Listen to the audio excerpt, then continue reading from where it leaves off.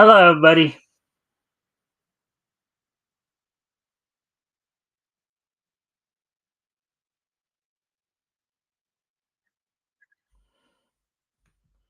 All right, so we're gonna wait a few minutes, give people a chance to come in. Hope everybody's had a good weekend. Welcome to the mic stand, as we are, of course, getting our week started off here. Um,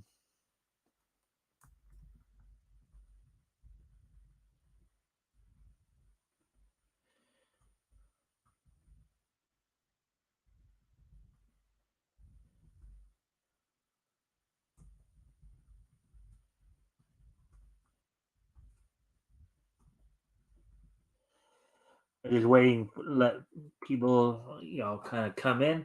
Hope everybody's had a good weekend. We got, again, we'll wait a couple minutes here before I go over what's on tap for tonight. We kind of had a short night last night, as it were.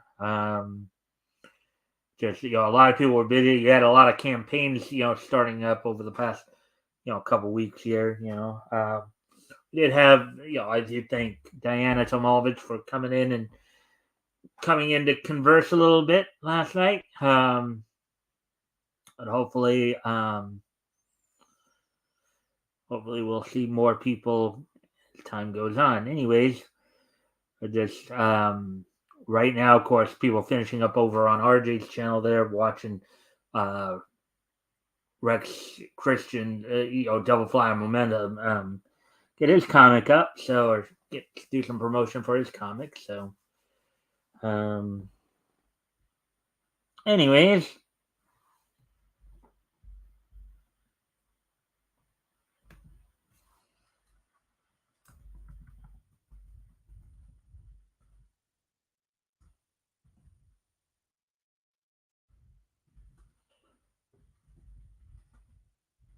Hong Kong Fooey, number one super guy.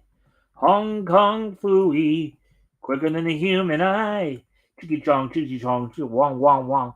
Hong Kong Fooey, that's terrific. Gummy bears bouncing here and there and everywhere. Find adventure that's beyond compare. They are the gummy bears. They are the gummy bears. Life is like a hurricane here in Duckburg. Race cars, lasers, aeroplanes. It's a duck blur. Might solve a mystery or rewrite history. DuckTales. All right, so we're past the 3 minute mark. We're coming up on 3.5 minutes. So I guess it's a good time to go over what's on tap for tonight. So, what we'll be doing, of course, we'll be going over a couple articles from Bounding into Comics. First off, Netflix Masters of the Universe Revolution writer Tim Sheridan writes off critics of Revelation as trolls who didn't really care about it. Plus, we have some more localization news to go over as well. So, aside from that, of course, aside from those two stories, of course, we'll have the wrestling wrap up, talk about the latest in WWE, AEW, and TNA, and even NWA. And of course, Power is going to be making its premiere on the season premiere on CW tomorrow. So we'll talk a bit about that, of course. We'll talk about some other news coming up as well. And of course, we'll have this day in each history as well. So with that being said, why don't we go ahead and get started then? So let's get to our first article then. Let me just get to that.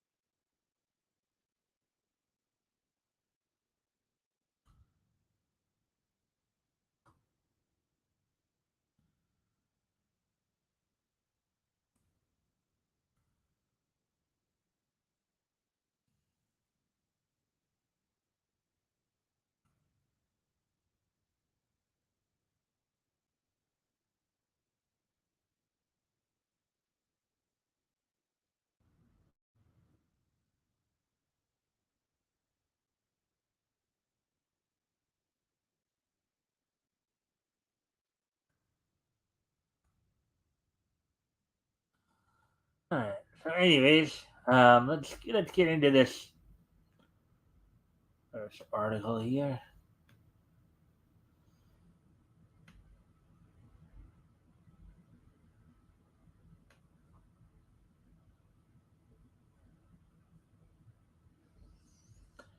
All right, so television here. Netflix Masters of the Universe Revolution writer Tim Sheridan writes out critics of Revelation as trolls who didn't really care about it.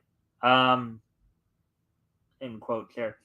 Now, just a little reminder for everybody: if this is the same Tim Sheridan that we covered a couple months ago, I believe this is the same guy who probably was begging people to buy his his Green Lantern book, for DC. The one where basically they had J. Edgar Hoover find out that Alan Scott was a homosexual and then blackmailed him into having sex with him. So, just as a reminder to everybody who this guy is, who's of course saying all this.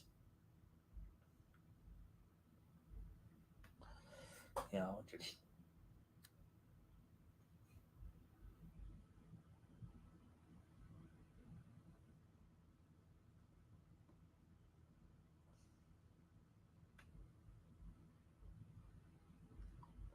all right.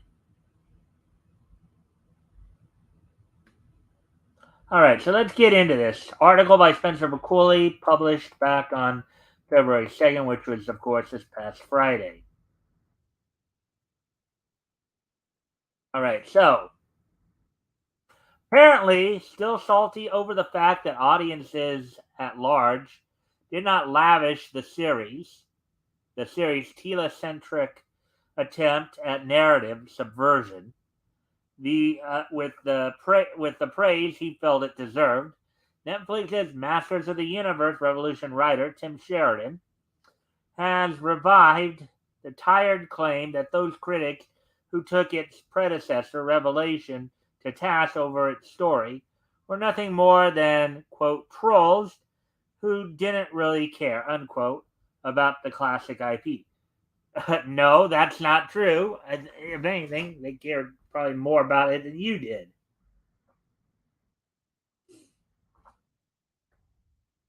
Brace yourselves because what follows is one giant mess of contradictions and historical revisionism.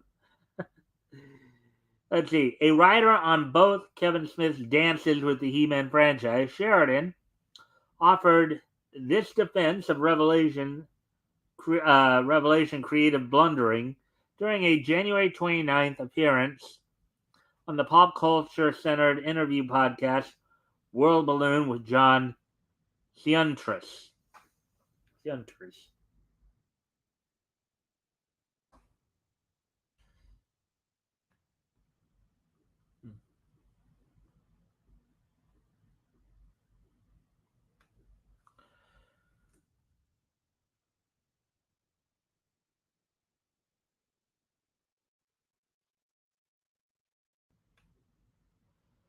Let's see. Asked by the show's eponymous host if, quote, for, in bracket, revolutions, was there any thought of, in smaller quotes, all right, well, is there a way that we could write this to bring back anybody I was disappointed in, bracket, revelation, unquote?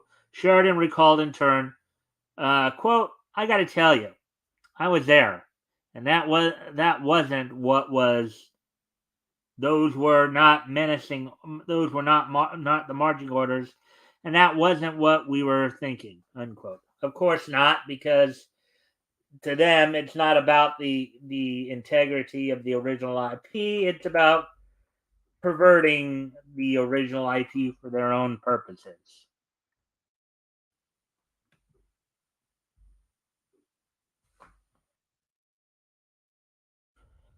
Yep, it was the same guy.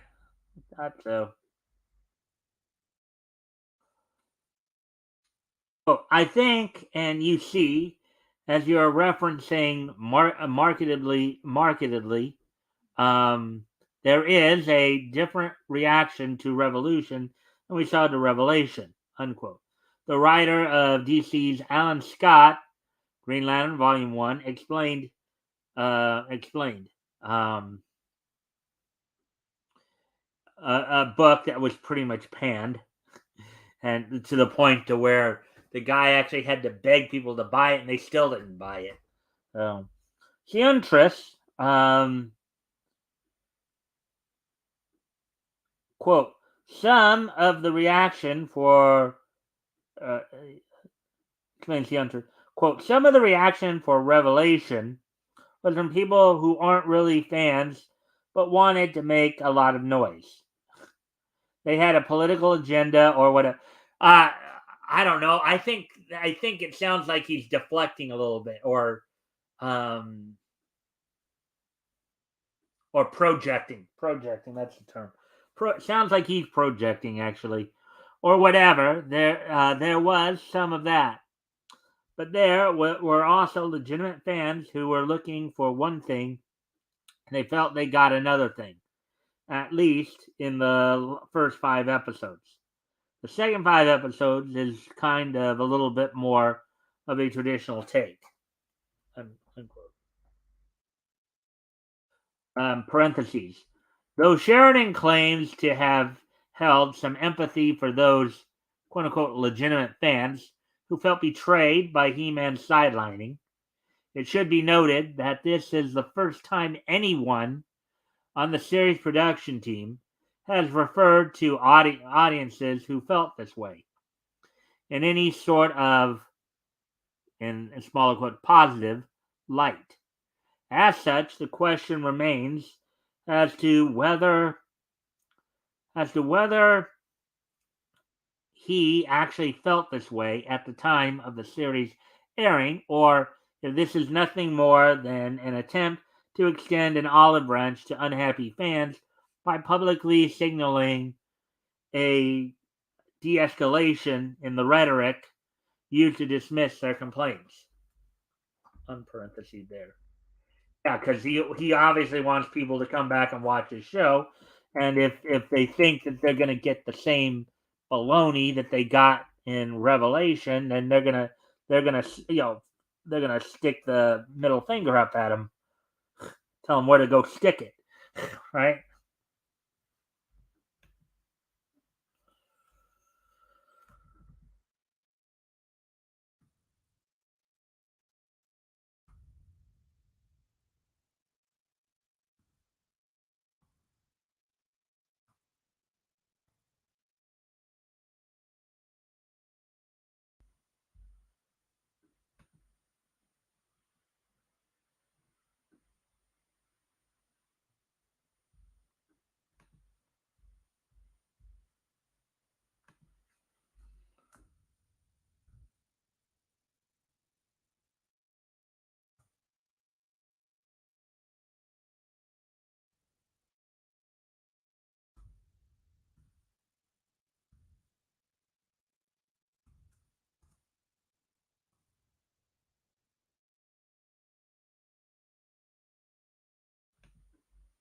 Anyways, um,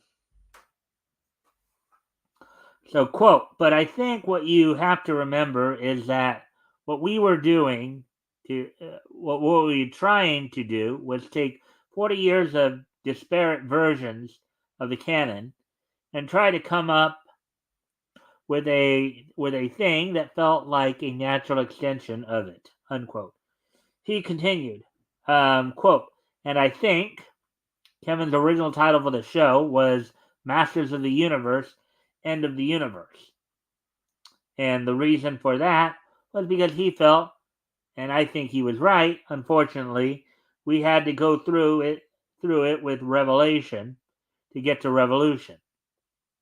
But it was about deconstructing the whole thing, reminding us why He-Man is so important, and why Skeletor is so bad, why He-Man's friends are so important to him and to the universe. We needed to go through the deconstruction and then rebuilding of that in order to have Revolution. Yeah, but I think the way you went up, I think what a lot of people would say is the way you went about it was just the wrong way, dude. Um,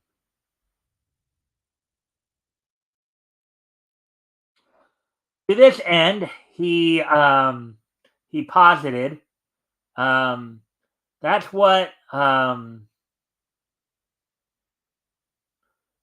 revolution revolves around now. Um, is a dynamic relationship.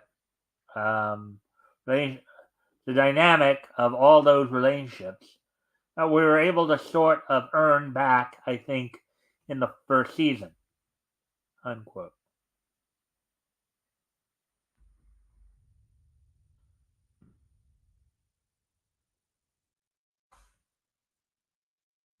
Now, mind you, the guy who's talking here, the guy who's defending his position here, is the same guy who is begging everybody to buy his Green Lantern book, one that bombed. Okay, one that nobody wanted because of the stuff he was putting into it.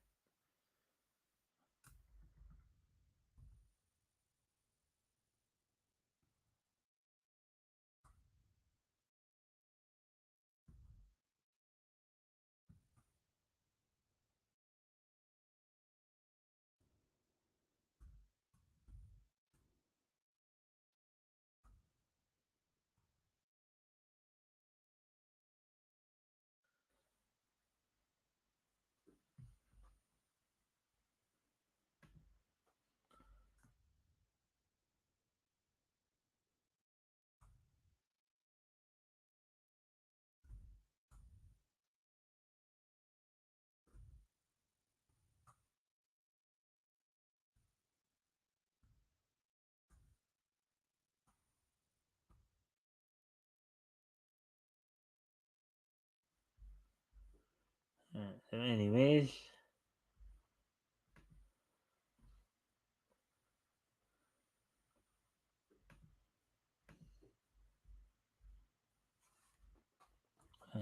quote, I think a lot of longtime fans would be like, well, you didn't have to earn anything back from me because I already felt that these were the relationships, unquote, he argued.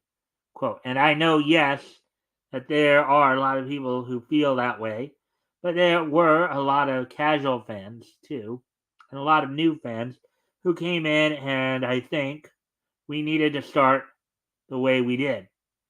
It was always going to be shaky ground, and we knew that from the beginning, unquote. In parentheses here, but didn't he just say that they weren't trying to come up with something that felt like a quote natural extension unquote of the series' various canons? Seems counterintuitive to make such a series with the aim of appealing to new and casual fans. In in parenthesis there.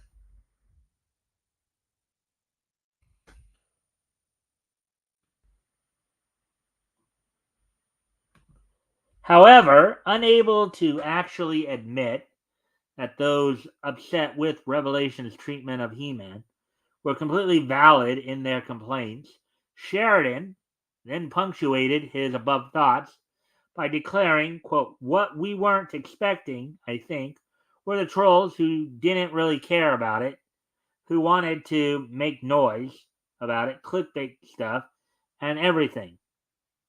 That was the thing that took everybody by surprise.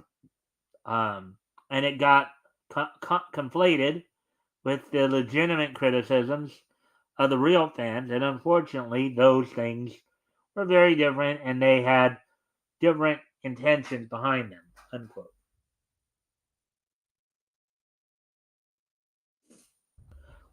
Quote: the good news is you're not seeing a lot of that stuff for Revolution.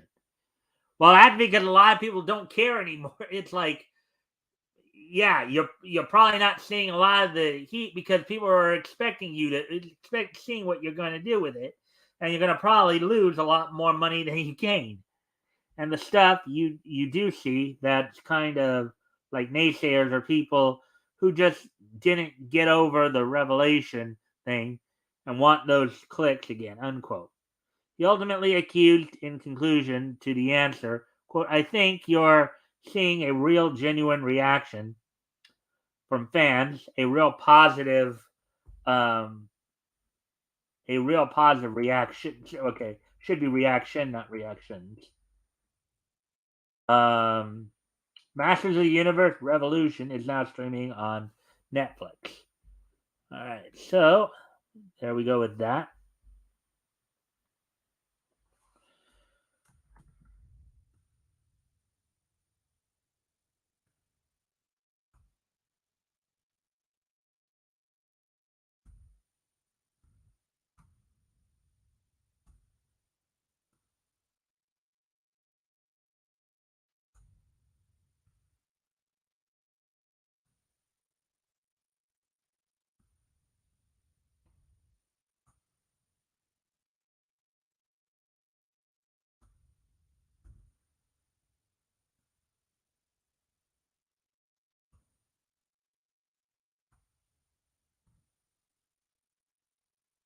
All right, so with that, let's get ready to um,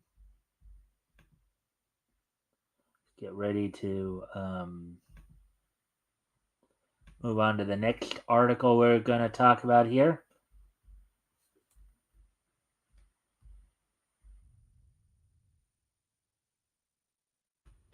And of course, in another example of uh, basically a form of racism here against Japanese people. Um, let's see what this is. Viz Media equates lolicon to the P word in English localizations of Zone 100 bucket list of the dead manga and anime. So again, this is another tale of Western localizers. Basically brandishing their own ideological spin on things onto an entire culture, which is a form of racism. It's kind of funny how they argue for diversity and inclusion and all that, and yet they tend to be the most racist people of all. Article by Nerdigans published February 3rd, which was, of course, this past Saturday. So, let's get into this. So, the virus of Western localization has finally come to Zone 100 bucket list of the dead, as it has been discovered that in their treatments of the series, manga, and anime, both its subbed and dubbed versions, Viz Media has equated the concept of lolicon to genuine pedophilia.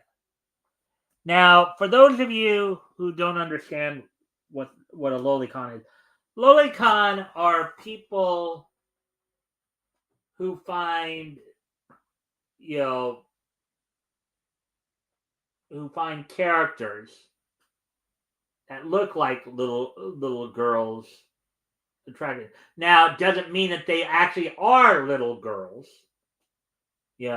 It just means that they look like they they're either because of their size or the way they dress. They look like they're little girls, like little China dolls. You know, even if they're not, you have characters who are like elves, fairies, who are thousands of years old, who are not children yet look like children. You know, um, but of course, Western localizers want to just kind of curb Japanese culture and kind of put a blanket on it. Well, people who draw this stuff, people who like this stuff, no, you're just a bunch of pedophiles. which again I think makes the Western localized, makes the Western woke culture the most racist, group out there when they do stuff like this. If you really think about it, it's one of those things where like you look in the mirror and then you point the finger at somebody else. It's a bit of projection here. But anyways, continuing on with the article here.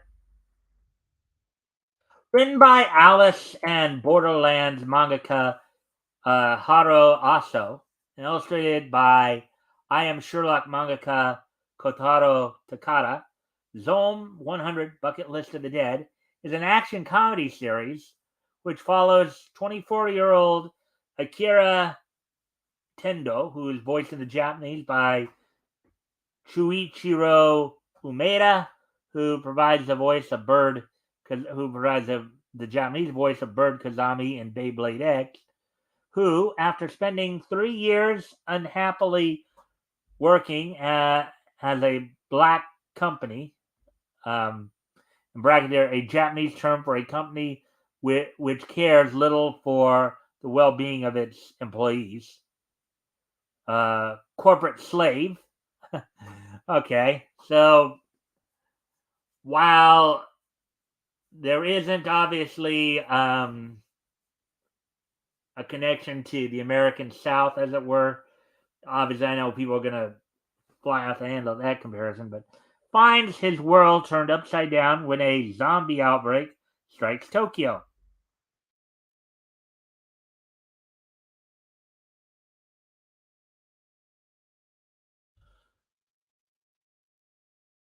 Now liberated from the mundanities of his former life, Akira vows to experience life to the fullest by completing his bucket list of 100 items before he ever becomes a zombie.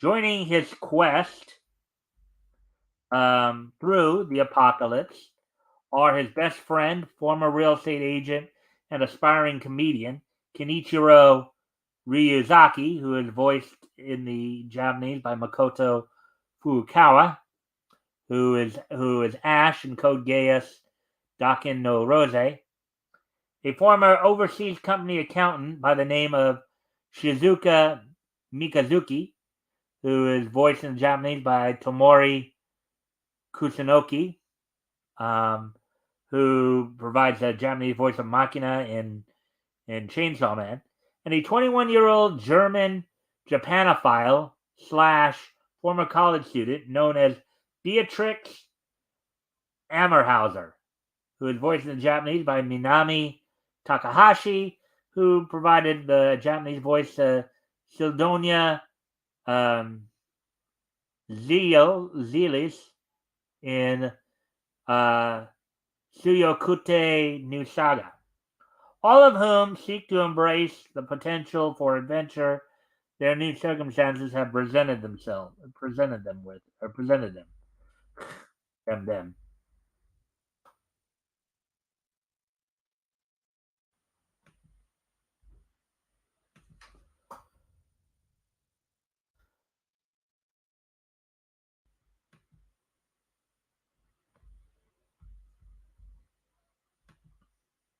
Now, they've indicated here that all the characters sound like they're all pretty much adults.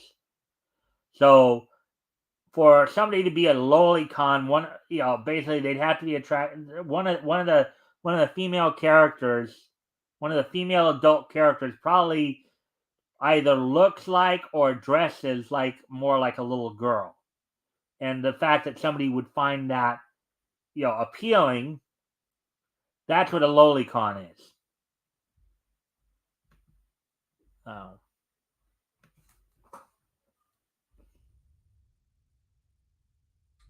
The edit in question can be found in the series' 16th chapter, in smaller quotes, Hometown of the Dead 2. Therein, during the group's visit to Akira's hometown, the aspiring entertainer, Kenichiro, makes an attempt to cheer up a young orphan girl, Anju, who is voiced in the Japanese by Kino Sakai, who has not smiled since she lost both her parents to the zombie virus. All right, choosing uh, Daruma juggling. Daruma, those are those. I think those are some kind of lucky charms or something like that. As his weapon of choice, Kenichiro proceeds to approach Anju while performing his act and strike up a conversation, beginning with the obviously facetious flirtation. Quote: "Thought I might practice my juggling. Say, pretty lady, if you're not busy, maybe you'd like to watch me."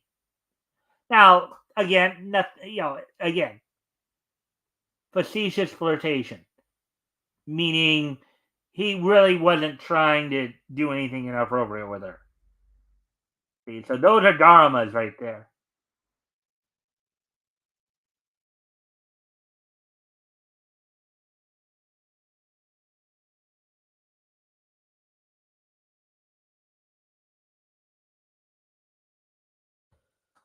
Failing to elicit the smile he had hoped for, Kenichiro tries another move, this time telling Anju his ridiculous dream, quote, to do my act naked, okay?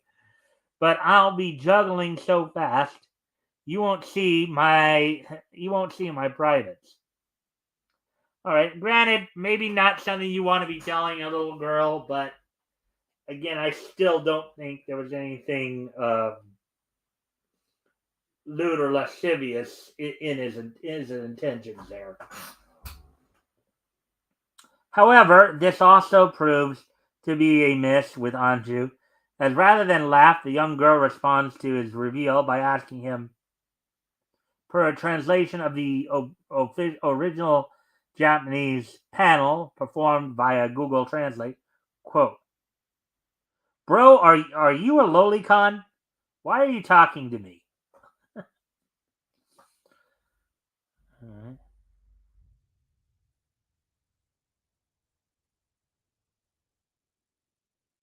However, in Viz Media's localization, Anju instead ask ask Kenichiro, quote, "You're a pedophile, aren't you?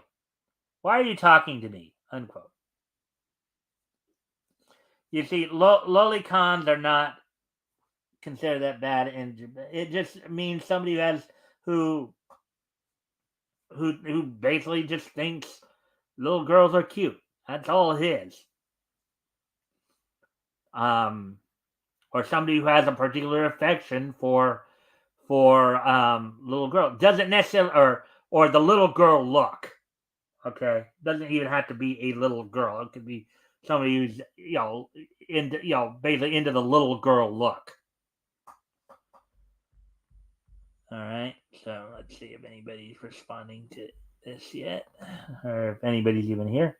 Oh, and as always, I know I forgot to mention this earlier, but haven't already, if you guys can like and share the stream, see if we can get some more friendly people in here to engage. That'd be appreciated. Also, if anything here grabs your attention, feel free to comment and or ask questions. We'll try to answer the question to the best of my ability. So with that, as we continue on here, let's see.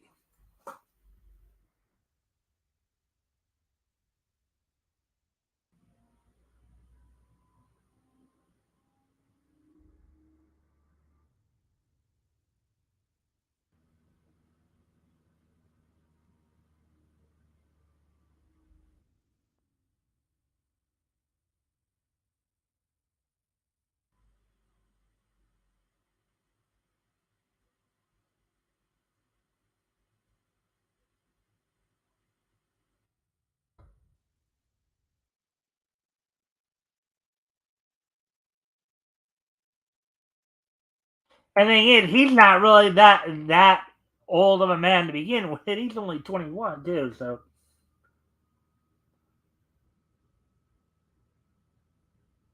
Height of rudeness. I don't remember. Never forget to smile. Yep.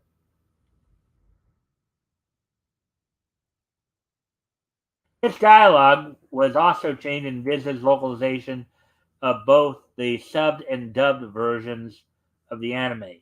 But interestingly, rather than keeping the same edited dialogue seen in the manga, the two releases featured their own separate and individual takes on the term lolicon.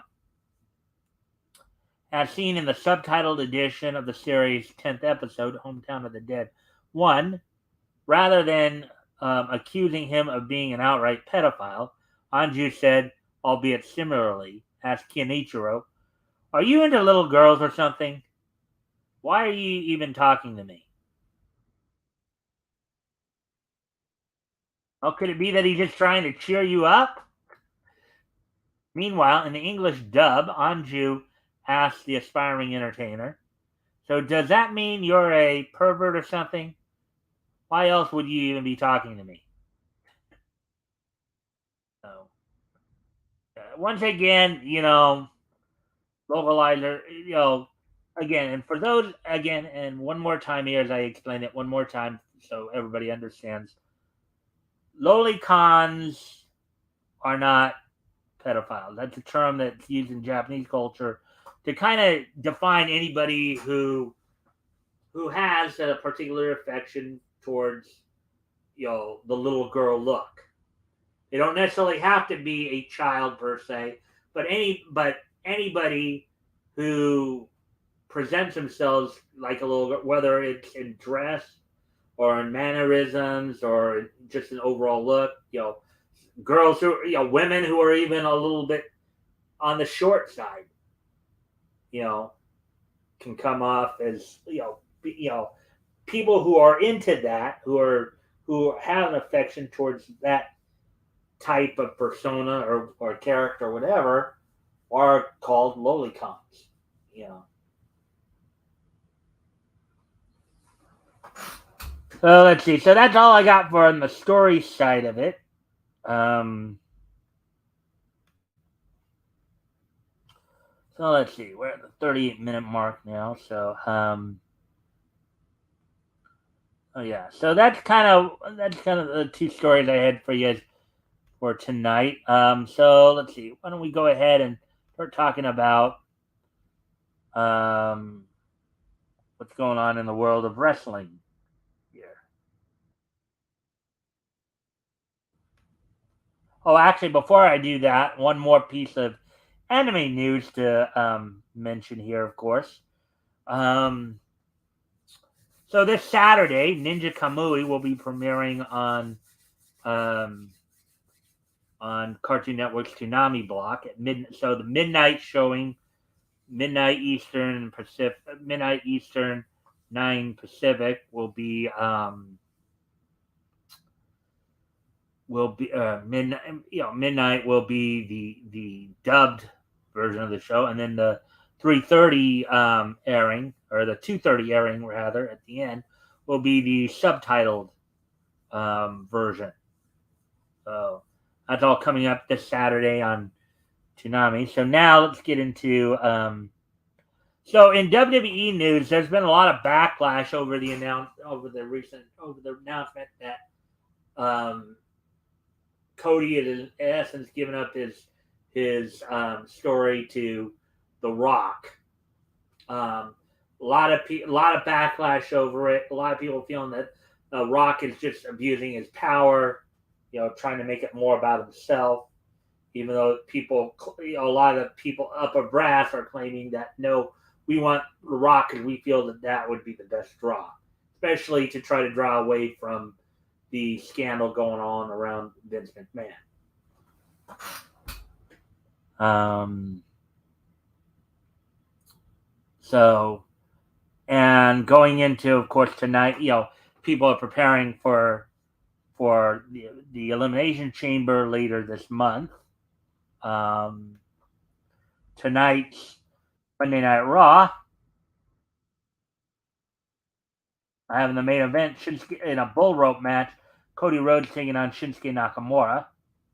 The Kabuki Warriors defend the women's tag team title against former champs Caden Carter and Katana Chance.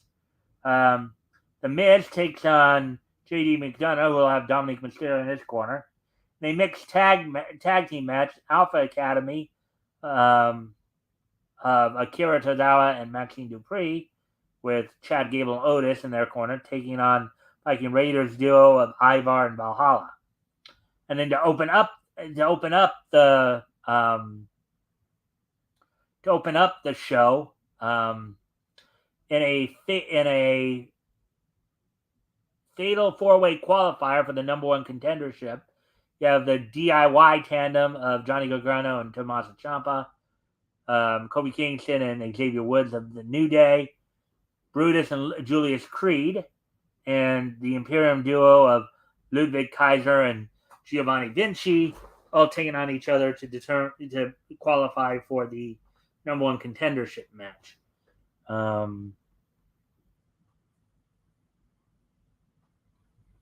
So that's all going on tonight. On the AEW side of things, what happened on this past Saturday's Collision.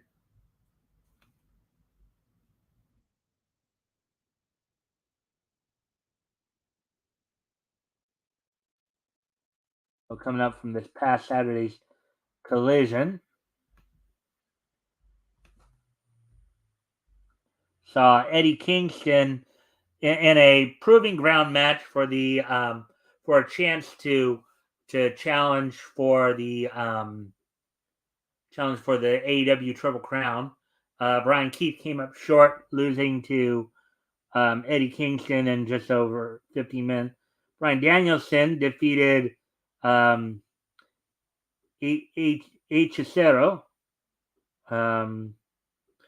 In a 2-on-1 handicap match, the Hook defeated the Outrunners. Serena Deeb defeated Queen Aminata. Red Velvet defeated Burt Vixen. And in the main event, six-man tag team match, Daniel Garcia and FTR defeated the Patriarchy of Christian Cage, Killswitch, and Nick Wayne. So, which does kind of create an interesting scenario of whether or not, depending on who got the pin. But yeah, so that happened and coming up on this Wednesday's Dynamite, coming up in a couple of nights here.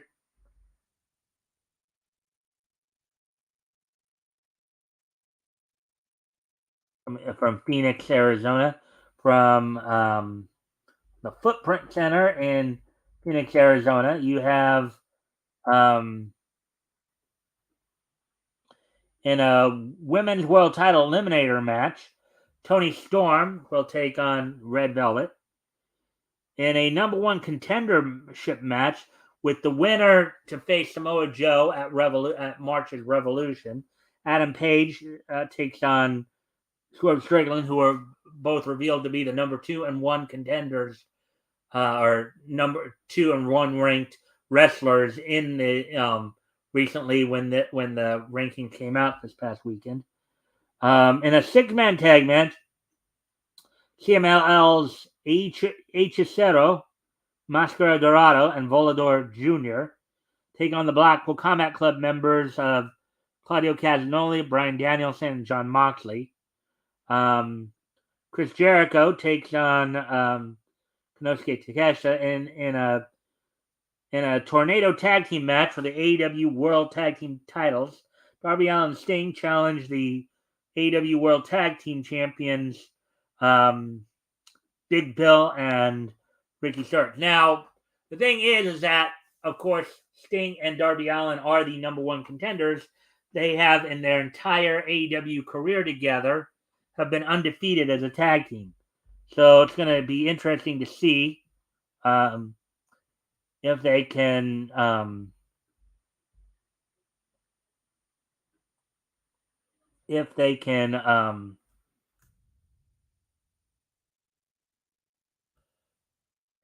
beat Big Bill and Ricky Starks.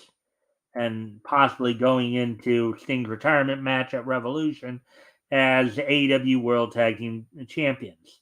I guess we'll have to wait and see till Wednesday to find out.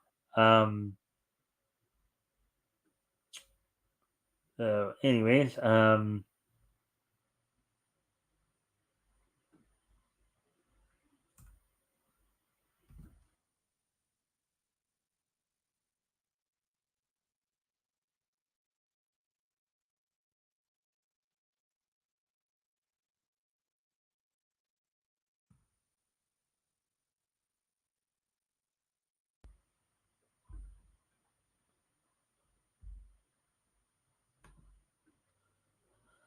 all right. So with that, of course, let's do one more thing here.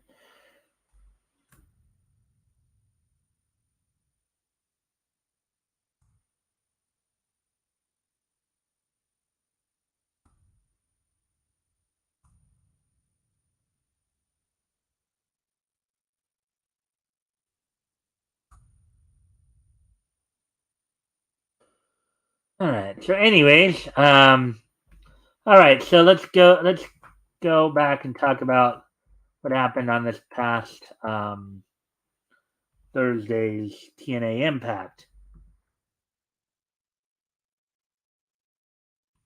As of course, as they continue to make their way um, towards their No Surrender pay per view coming up on the 23rd on this past Thursday's Impact.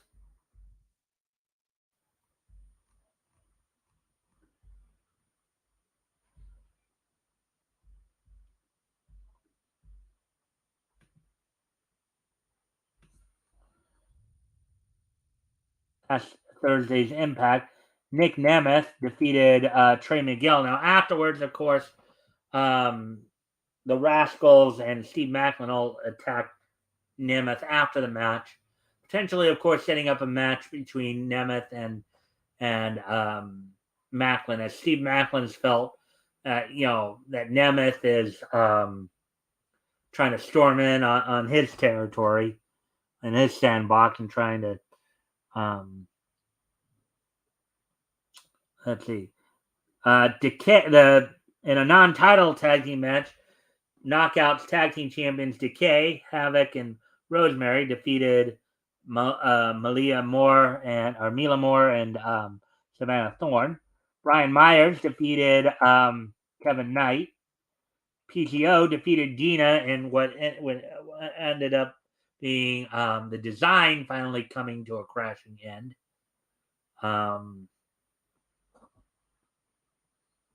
And then let's see, Masha Slamovich defeated Jody Threat in a singles match. The main event saw the first of the best 3 series match for the TNA World Tag Team titles. The Grizzled Young Vets of James Drake and Zach Gibson taking the first match of the series over ABC, the current champs. So we'll have to wait and see how that all pans out.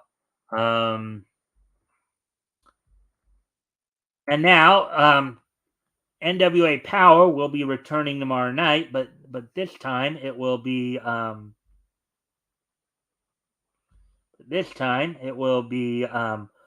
CW. Now I don't know if now that they do have found a broadcast home, wonder if they'll be going back to having the initial broadcast on that night and then basically showing it again on YouTube. So there's been no sign that NWA has given up its YouTube channel, so I guess we'll have to wait and see on that. So.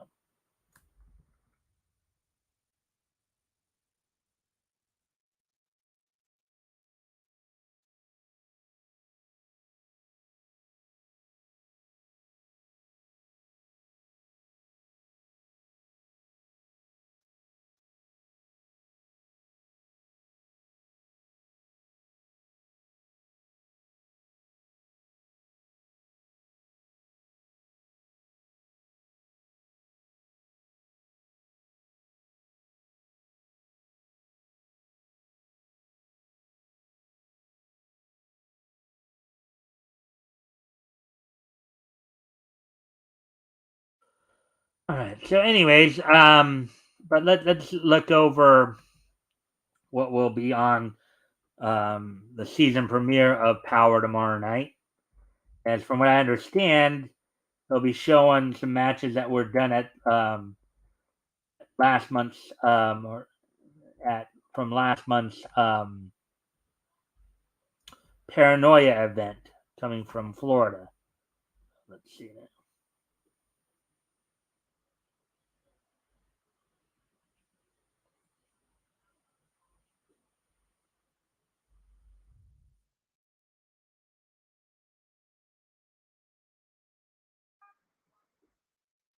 So on tomorrow night's um, Power episode, you'll have the main event of the show, the ultimate match of death match for the NWA World Heavyweight title between EC3 and Matt Cardona. Kenzie Page will be defending the World Women's title against Tiffany Nieves. And the NWA World Tag Team titles will also be on the line as Blunt Force Trauma and Stevens their corner will be taking on Jack Dane and Tim Storm. So that'll be all on happening on the CW tomorrow night. So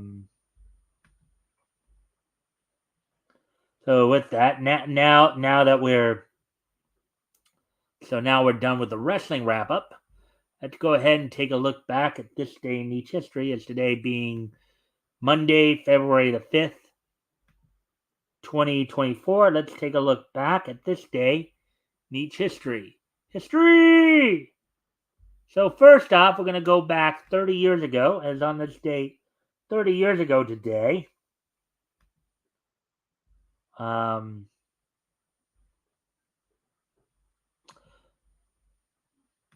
Deke Productions, Where on Earth is Carmen Sandiego? Premiered on Fox Kids on this date back in 1994. So 30 years ago today, the Deke Productions, Where on Earth is Carmen Sandiego? Premiered on Fox Kids on this date back in 1994. And 1994 is just so nice that we're going to hit it twice. As also on this date in 1994,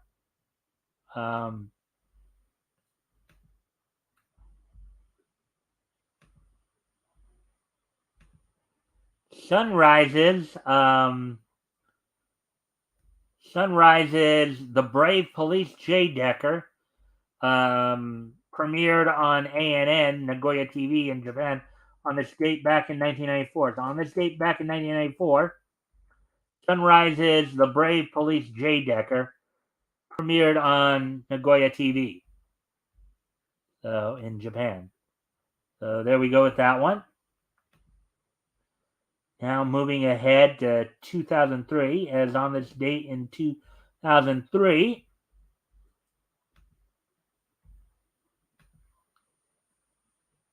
on this date in 2003, the 180th issue of Hellblazer on DC's Vertigo imprint went on sale on this date back in 2003. It sold for $2.75.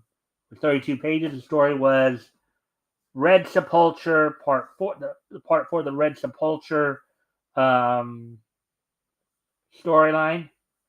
written by Mike Carey with art by Marcelo Fruzian. Clem Robbins did lettering, and then Lee Luridge did the coloring. So, 180th issue of Hellblazer from DC's Vertigo imprint went on sale on this date 21 years ago today, back in 2003. And finally, on this date in 2019, 5 years ago today, on this date 5 years ago today, WWE held its SmackDown Live event from the Angel of the Winds Arena in Everett, Washington. The night saw in the main event Jeff Hardy defeat the new Daniel Bryan with Rowan by disqualification. Mandy Rose and Sonya Deville defeated Naomi and Carmella and the Iconics in a triple threat tag team match. Randy Orton defeated Mustafa Ali. Shinsuke Nakamura and Rusev defeated Carl Anderson and Luke Gallows. So that was that